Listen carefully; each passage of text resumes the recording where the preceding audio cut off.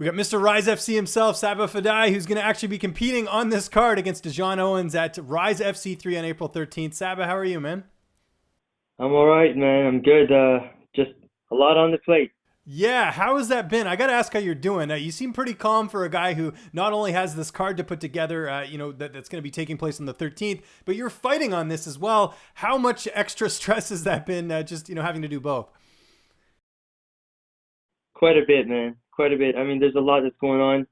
Um, Fortunately, I'm very fortunate to have Darcy McBride on the team, and he's been taking a lot of the pressure and a lot of the tasks off my plate.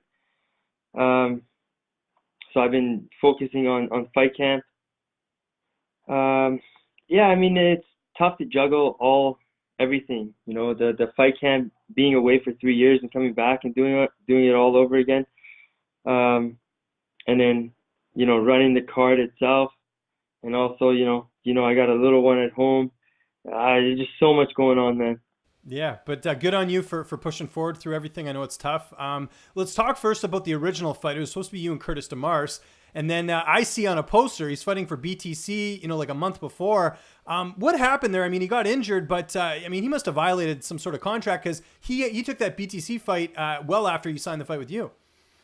That is true. So here's the thing with Curtis. Curtis is very unprofessional.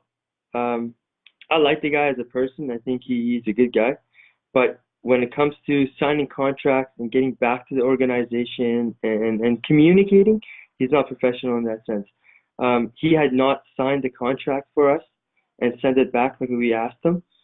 That being said, in our contract, it says you're not allowed to fight 4 weeks prior to our event, and BTC happened to be exactly 5 weeks. So there was no breach of contract anyways. But that being said, taking a fight after you already promised to take another title fight, main event fight, and the purse that he wanted was ridiculous, but he still got it. All that aside, he still went ahead and took another fight. And not only that, he still didn't sign our contract. We were asking him for pictures. He never sent in pictures. The list went on, and to top it all off, he gets injured, but not really injured, because we see his posts on social media with Jesse Arnett. And Jesse Arnett is a freaking beast, and you're training with a beast like that while wrestling. Come on, man, you need your ACL. If your ACL is torn, you're not doing it.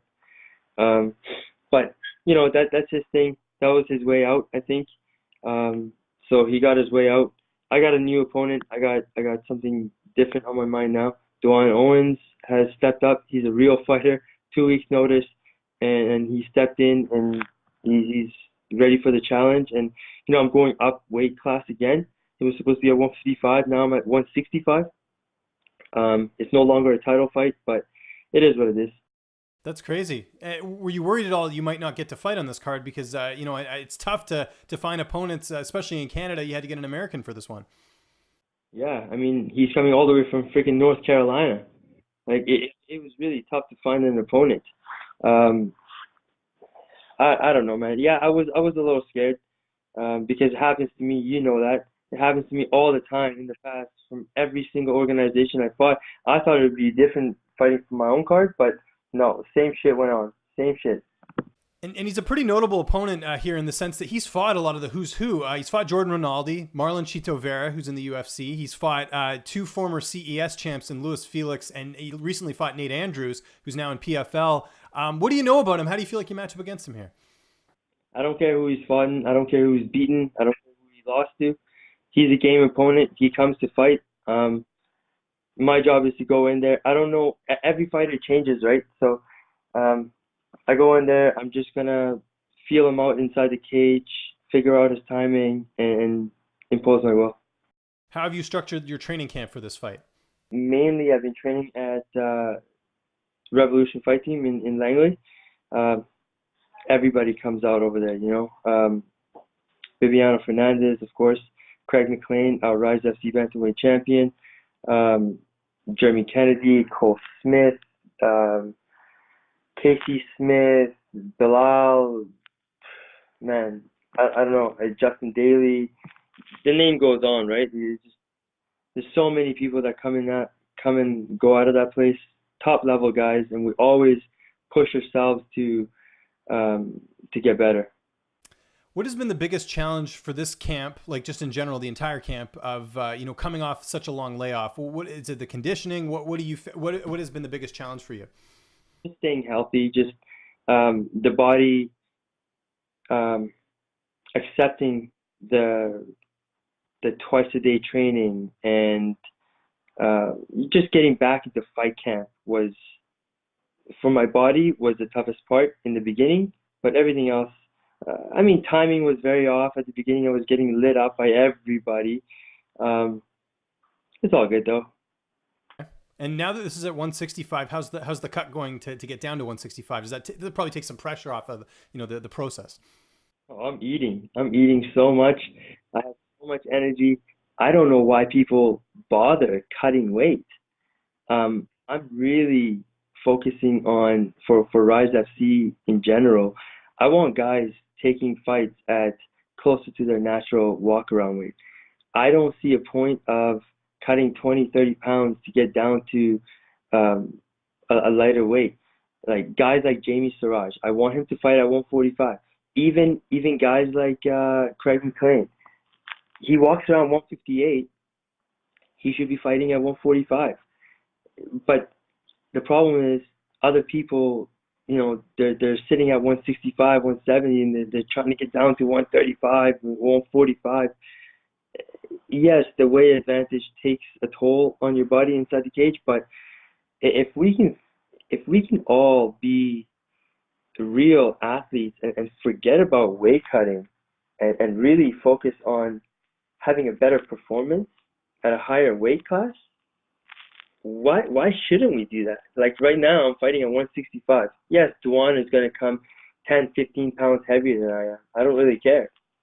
If 10 or 15 pounds is going to make it or break it, then I shouldn't be inside that cage ever. I like that. Who's going to be in your corner for this fight? So far, I have Jay Johnsey and Dayan Kayach. Um, I don't know who else. Maybe Darwin Douglas. We'll see how. And what can fans expect? How do you see this fight unfolding on April 13th? I don't know. I don't know. It all depends on um, what D'Juan brings to the table. I will for sure. If you look at my record, I always go for the finish. Um, so I will be seeking for a finish. That being said, we'll see how the game plays out. Excellent. Well, we'll have to get you back on here soon so we can preview the card. But in the meantime, let people know where they can find information on Rise FC, with tickets. And of course, you can watch us on Fight TV if you can't make it, to Chilliwack on the night of the 13th. Yeah.